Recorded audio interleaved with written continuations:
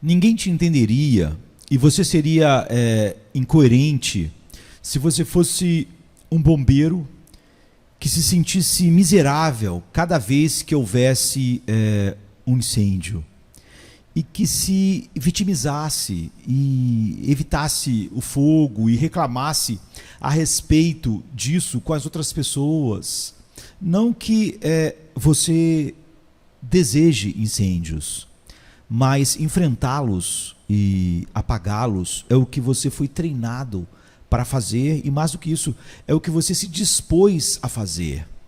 E é onde você deve se encontrar completo profissionalmente, como um bombeiro, não é? Nos incêndios.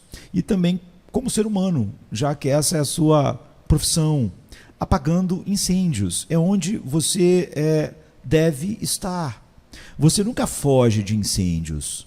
Você não corre de medo de incêndio. Você corre para o incêndio. Porque você é um bombeiro. Quando nós nos casamos, nós nos comprometemos com o que exatamente? Certamente nós sabemos com o que um bombeiro se compromete.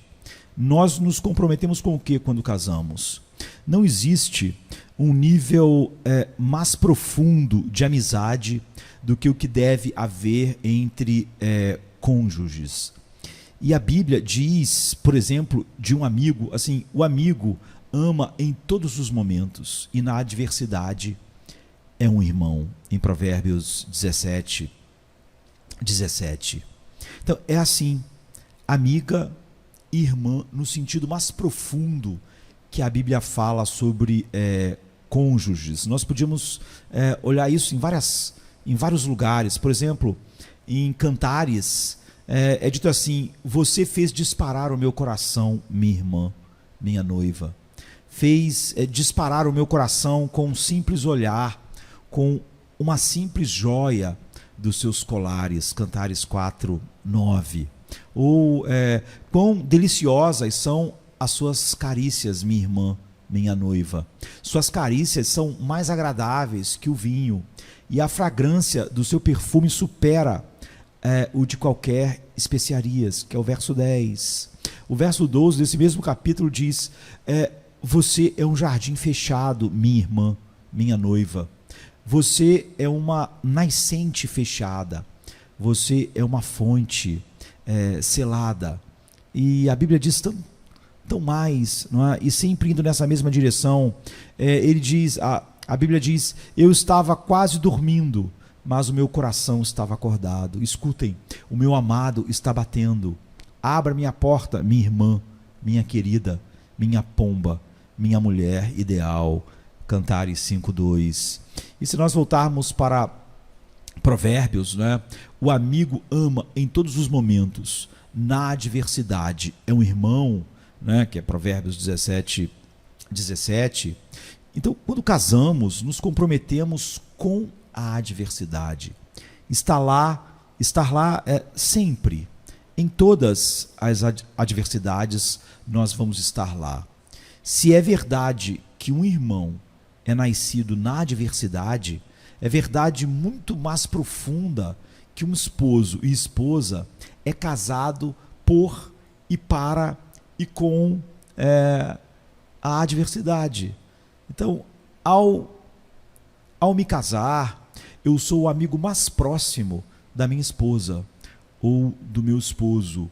Eu sou um irmão e uma irmã. Eu sou também seu irmão em Cristo. Então, é triplamente verdade esse texto de Provérbios quando falamos na relação de casamento, em relação ao casamento, casados para a adversidade. Quando casamos, estamos nos inscrevendo como o bombeiro que descrevemos lá no início, para estar lá durante todos os mais terríveis e piores momentos de nossos cônjuges, e não o oposto. Como o bombeiro não se tornou bombeiro para fugir dos incêndios. Então, como um bombeiro que odiasse ter que enfrentar incêndios, seria estranho, com nossos cônjuges, nós nos comprometemos a estar lá exatamente nas temporadas mais tentadoras para não estar. E até mesmo nos mais irritantes desafios pessoais durante a vida. Se levássemos a sério a palavra de Deus, em Provérbios 17, por exemplo, nos consideraríamos casados para a adversidade. Não é? Então, ao invés de nos ressentir quando ela chega, quando a adversidade chega, como quando chega um incêndio para um bombeiro, não vamos sentir pena de nós mesmos, não vamos nos encher de autocomiseração, vamos sentir empatia por nosso cônjuge,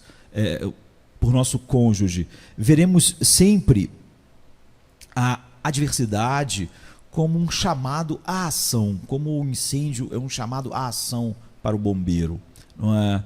Então, como o bombeiro, ao ouvir o alarme de incêndio, nós estaremos prontos, armados com incentivo, apoio, presença, disposição para a adversidade.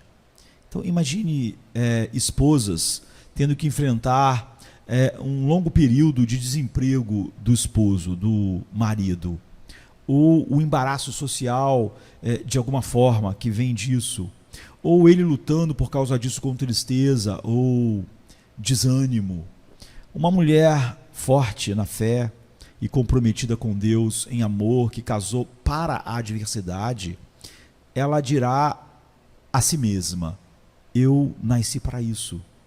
Eu posso amar meu marido no meio disso tudo. Eu me casei para a adversidade. Esse é o ponto. E não se encher de pena de si mesmo e autocomiseração. O amigo ama em todos os momentos e é um irmão na adversidade. Agora pensem em esposos casados com mulheres que estão doentes, esposos então dobrando todo o seu poder de afeição e dizendo a si mesmo: eu nasci para ajudar a minha mulher a ficar bem, ou mesmo, em último caso, para ajudá-la a enfrentar a morte, ou ela a ele.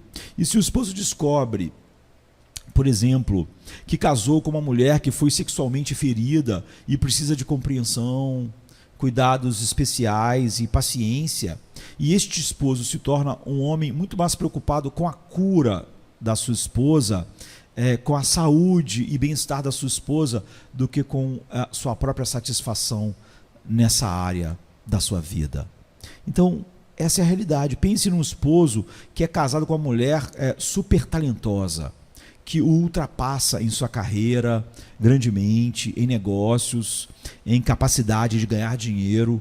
Esse marido oferece apoio e encorajamento que ela precisar para se tornar e desenvolver todos os talentos que Deus deu a ela. Ele diz: eu nasci para ajudar minha mulher a alcançar o ápice daquilo para o que Deus a criou e adotou.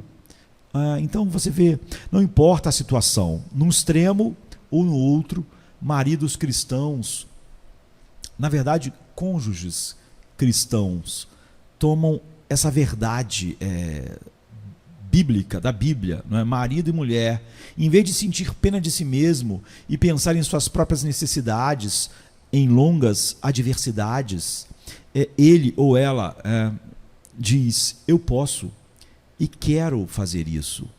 Sendo habitação do Espírito de Deus, eu posso amar esta mulher porque eu para isso nasci. E na adversidade eu estou no lugar certo, pois eu casei para a adversidade. Então eu quero encerrar lembrando uma história de Bibi Arfield, que é um grande teólogo, nasceu em 1851 e morreu em 1921, que é um grande exemplo. Ele é um renomado e mundialmente conhecido teólogo que ensinou no seminário de Princeton por 34 anos, até a sua morte em 16 de fevereiro de 1921. E muitos conhecem seus famosos livros como A Inspiração e a Autoridade da Bíblia. Mas o que muitas pessoas não sabem é que em 1876, quando B.B. Arfield tinha apenas 25 anos, ele se casou com Anne Kincaid e eles viajaram em lua de mel para a Alemanha, não é? E na lua de mel, durante uma violenta tempestade, Anne foi atingida por um raio e ficou permanentemente paralisada. E após cuidar dela por 39 anos, B.B. Arfield sepultou a sua esposa em 1915. Então, em função das grandes necessidades da sua esposa, ele raramente se ausentava de casa por mais de 2 horas, durante todos os anos do seu casamento. E B.B. Arfield morreu apenas 6 anos depois que a sua esposa, em 1921, não é? Sem ter se casado de novo. É isso que é solidez no casamento, descrita nesse texto para nós. E ela é possível quando Deus é Deus de fato em nossa vida. Nós podemos dizer em todo tempo para o nosso cônjuge: um amigo ama em todos os momentos, e um irmão nasce para a adversidade. Nós casamos para a adversidade. Não vivemos lamentando as adversidades. Como o bombeiro que corre para um incêndio, nós estamos lá, na adversidade, até o fim. Amém, queridos?